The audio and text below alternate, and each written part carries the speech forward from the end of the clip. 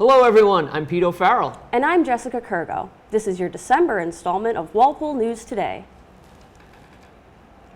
Excessive traffic congestion in downtown Walpole could be due in part to malfunctioning traffic signals. At their December 6th meeting, the Select Board heard an update from the Boston-based McMahon Associates regarding an ongoing traffic study that aims to identify efficient and sustainable ways to improve overall traffic flow in downtown Walpole. The McMahon consultant presented a series of short-term recommendations related to signal upgrades and wayfinding, along with long-term recommendations like street configuration and road and sidewalk reconstruction. Following the conversation with the board, the team at McMahon Associates will identify potential funding sources and develop implementation recommendations. The primary study area is bordered by East Street to the north, basically the train tracks, and as East Street works its way around to the west, Front Street to the south, and School Street to the east, more or less, within that area. And then we also looked at the north and south of those areas to look at how traffic and operations were happening going into and out of that area. The vehicle movements that are going in the area, some of it may be the signal upgrades, some of it also may be those who are searching for parking and couldn't find parking and they're making trips around downtown Walpole looking for parking, or are people perhaps driving through this area that could walk or bike from somewhere else if they're looking for access to commuter rail or something like that, that they're creating more trips. Right now we have an additional $250,000 that was authorized at this past town meeting. Obviously, some of these improvements we could do with that $250, but some of them are much way outside of the scope of that. You also mentioned the traffic detection, and I think it sounds like that's not functioning properly today. The detection may have been modified in some locations to try to improve the overall efficiency of the intersection. So I know that Carl and Paul have been working with the provider of the signal equipment to troubleshoot and look at what can be fixed with what you have now. Being able to put together a plan of that source and identify some of the potential funding sources you could go after to help supplement your local resources would allow you to go to the MBTA or DHCD with that specific recommendation and more of a game plan of how to move forward. At a more recent meeting, the Select Board appointed new members to several town boards and committees. In one sweeping motion, Board Chair James O'Neill listed the names of each new appointment before the board voted unanimously in favor of the measure. Robert Belcher as an associate member to the Trails Committee, Janet Amador DeVries as a member of the Historical Commission, Joshua Walther and Robert Boyda as associates members of the Recreation Committee, Susan Ragland as a member of the Adams Farm Committee, Rachel Hansen as a member of the Board of Health, Joanne Mulligan as a member of the Council on Aging, and Jeffrey Rosenspan as an associate member of the Board of Health. I make a motion to appoint all board and committee members as listed on the agenda for tonight's meeting, with the correction of Rachel's name being to Jackson. I'll second that. All in favor, please say aye. Aye. 400. The school committee will fund a $50,000 engineering study of the Walpole High School HVAC system in an effort to take advantage of current utility and federal government incentives. According to a statement made by Superintendent Dr. Bridget Goff, the study is the first step in replacing the building's outdated HVAC equipment. Here's more from their December 8th meeting. The engineering study will not only justify the need for the equipment to be replaced, but would also enable the work to be eligible for the significant utility and federal government incentives. That's important. The equipment at the high school is very old. The last time it was replaced was 20 years ago with the renovation at the high school. So we're facing the end of the useful life in a very large, costly replacement, an effort to transition to modern electric heat pump technologies. Utility companies pay a significant portion of that money to incentivize us to move. So this is the time for us to take advantage of that with our current equipment. So the first step, as Superintendent mentioned, is doing this study and providing that information to the utilities so that they can create a calculation, an estimate of what they can provide to Walpole for those incentives. And that will result in obviously significant savings. Today we found out that we are going to be receiving $350,000 toward our first steps of replacing this HVAC equipment. So aside from utility incentives, we now have $350,000 on the table that we can get this whole project going and maybe go beyond the high school and look at some of our elementary schools that are a priority. I think it might be good because there are more pockets of federal money as distributed through the state. It might be good to perhaps invite our delegation in January to, number one, thank them for the $350,000, and number two, ask them for another $350,000 in the next round. Make a motion to approve $50,000 to fund an engineering study of Walpole High School as the first step in the replacement of our existing HVAC equipment within that 100-and-something-year-old building. I would, go ahead, you can second. All right, we have a motion by Bill, second by Mark. All those in favor? Opposed, abstained, 6-0-0. Tuition at the Daniel Feeney is becoming more expensive for the first time in 3 years. The school committee approved a request by preschool director Julie Martin to increase the school's tuition costs by 3% for the 23-24 school year. Here's more on that vote. I'm here to request a 3% increase in our tuition for the 23-24 school year. We have grown significantly. I think since the last I saw you, we have increased by 3 more students. We reached 100 students this week. Starting Monday, we're at 102, and the end of next week, we'll be at 105. And so the increase is really to support our growth. We are very fortunate in Walpole that we have many families that are interested in sending their children to our preschool, and not all communities can say the same. It might be good to think about doing this, or just at least like having this as an agenda item regularly to look at every year. Where are we with this kind of preschool fee tuition? With this 3% increase, we would still be third from the bottom in terms of yearly tuition. Yes. And the 2 programs that are have lower tuition also serve children for fewer hours per week. Is that Correct. Okay. I would make a motion to approve the 3%. Okay, we have a second? Second. A motion by Nancy, second by Mark. All those in favor? Opposed, abstained? 6-0-0. Back in October, the town of Walpole received a $25,000 wayfinding and branding grant from the Massachusetts Department of Community and Economic Development's Downtown Initiative. Walpole's Director of Community and Economic Development, Patrick Deschaines, discussed the grant at a recent Economic Development Commission meeting. With the help of an assigned consultant, the grant will work to allow Walpole to consider possible gateway and directional signage for local landmarks downtown.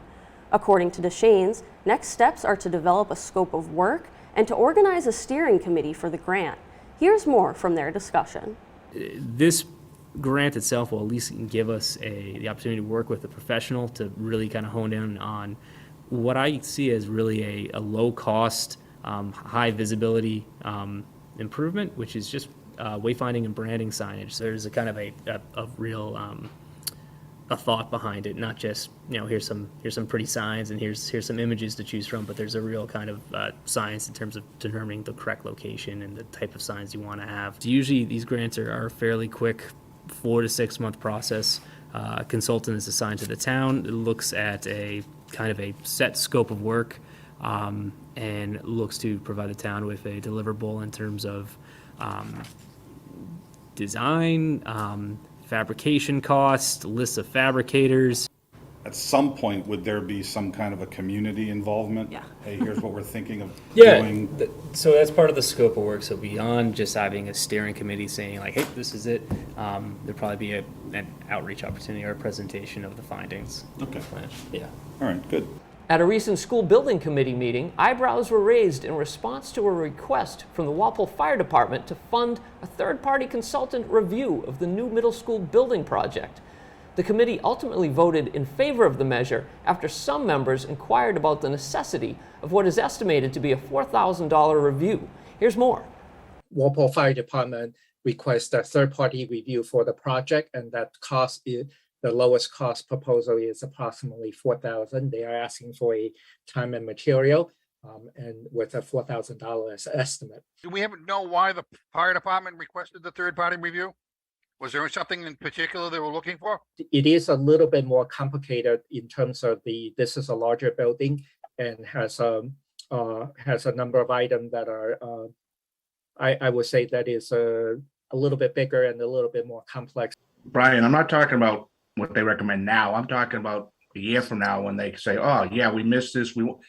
is this done once and for all, or they get another shot anywhere along the line? It's, in my opinion, this review would be that this is the final review that's done, that's to permit the project. And in theory, if there's anything that needs to be added to the building, it would be identified at this point. Brian, you've mentioned that fire and police have been involved and you guys meet with them regularly. Is there something specific?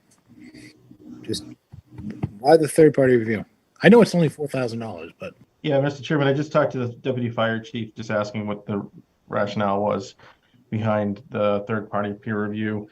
He did explain to me there was best practice and give them a better look at what the design was put together. There's also been some turnover in the fire prevention office in the past year, so this would just give them a more knowledgeable, more educated review of the fire alarm system. So he said best practice, and just in terms of the turnover in the fire prevention office, they're just looking to cover their bases.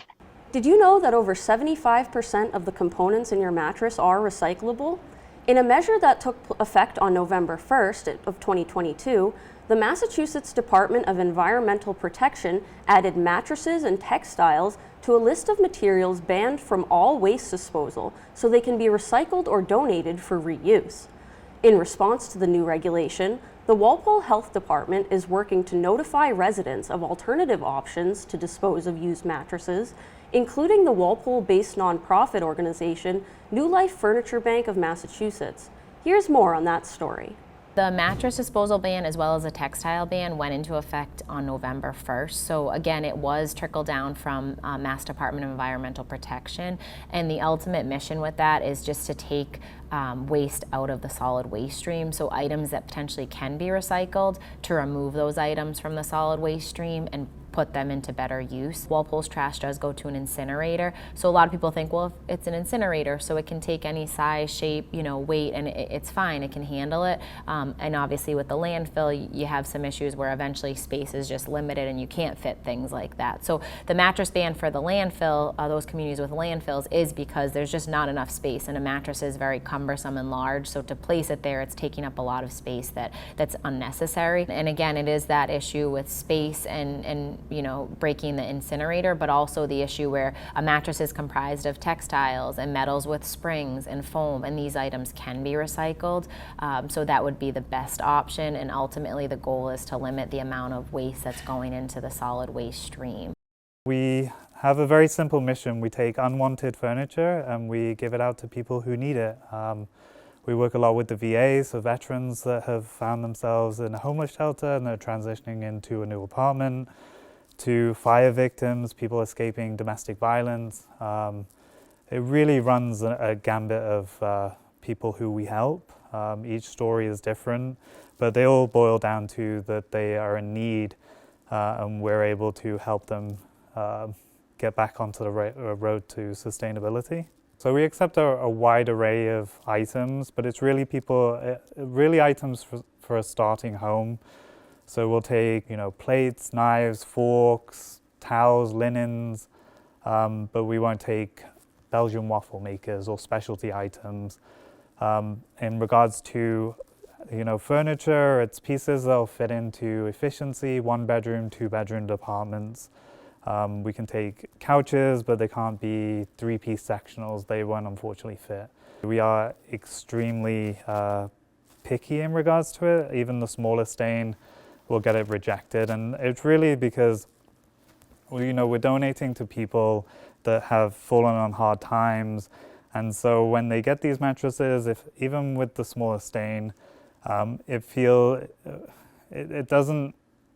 isn't a great feeling for them. So we try to treat people with dignity and respect. With the amount of unwanted furniture that's was going into landfill, we're able to divert it into doing something good. The Walpole Council on Aging hosted members for their 2022 holiday open house. At the December 16th event, Council Board Chair Josette Burke reflected on how the Council on Aging has remained committed to providing services for Walpole's elderly residents over the years. Here's more from that event. It's a good place to be, it's a happy place to be, and even on a drizzly day like today, you have people that are happy to come in, happy to share whatever part of the day they want to. And in my opinion, this is the diamond of Walpole. Community of Walpole, this is the diamond building of all of the buildings in town. And everybody who comes in is amazed. More than a festive celebration, the Council on Aging's Holiday Open House serves as a yearly reminder of the Council's commitment to promoting social, recreational, and educational activities for Walpole's elderly residents, while also providing support and a sense of community. Seniors are lonely. Some of us are very fortunate to have significant others. Not everybody does. And to have a day like today where everybody volunteers, all the musicians and stuff came in to volunteer, everybody got a gift, everybody had snacks and such during the course of the day. They're meeting new friends, meeting old friends. It's just a warm, wonderful day. And hopefully we'll be able to continue it as a tradition every year. Holiday cheer filled the air in the Murphy Room as attendees sat with friends to snack on treats, sip hot chocolate, and sing along to holiday classics led by the Paul Nolan Experience Band. Adding to the display of holiday decor, the South Street Center Art Show showcased various pieces created by members through classes offered at the Council on Aging. At the holiday stroll on the second floor, members were greeted by a handful of community partners and their holiday-themed displays for an opportunity to learn about services available to seniors or to do some last-minute Christmas shopping. Thanks to generous community donations, everyone in the room won a prize during the Rowdy Reindeer Raffle. At the end of the day, attendees were treated with a Nutcracker-inspired performance by the talented students of the Commonwealth Dance Academy. We have lots of people that are coming in now, new faces, and Carrie and I have always been of the philosophy we wanted this to be a home away from home, a comfortable place for people to come so they can meet friends, enjoy themselves, which is really lovely. And for some people, they don't have the extended family, so that works out, you know, really awesome. And everybody feels like they are with extended family. And that was the immediate goal, and that's what we have achieved. They have dance, they have music, they have games, there's trips. If you want to find something, you can find something, as well as the friendship. Our leadership here with Carrie and Debbie is outstanding. And everything starts at the top and comes down. So now, instead of just Rich and I doing everything, we have so many volunteers that everybody is, it's not a strain to be here 20 to 25 hours a week as it was when we first opened up, because we were the only ones that were familiar with the building. And now we have so many volunteers that it's a credit to the leadership that we have. It's a very warm and comfy place, which was the immediate goal that we wanted, and we have achieved it. We have achieved it. The Walpole Council on Aging at 60 South Street and all its services are available to any resident 60 years of age or older. For Walpole Media, this is Jessica Kurgo. Stormwater drains are important for preventing floods on roads and in parking lots after heavy precipitation. But according to the Neponset River Watershed Association, these drains can have a major impact on local water quality. Volunteers joined the Watershed Association on December 9th to kickstart an awareness campaign to change the way people interact with stormwater drains. Here's more on that project.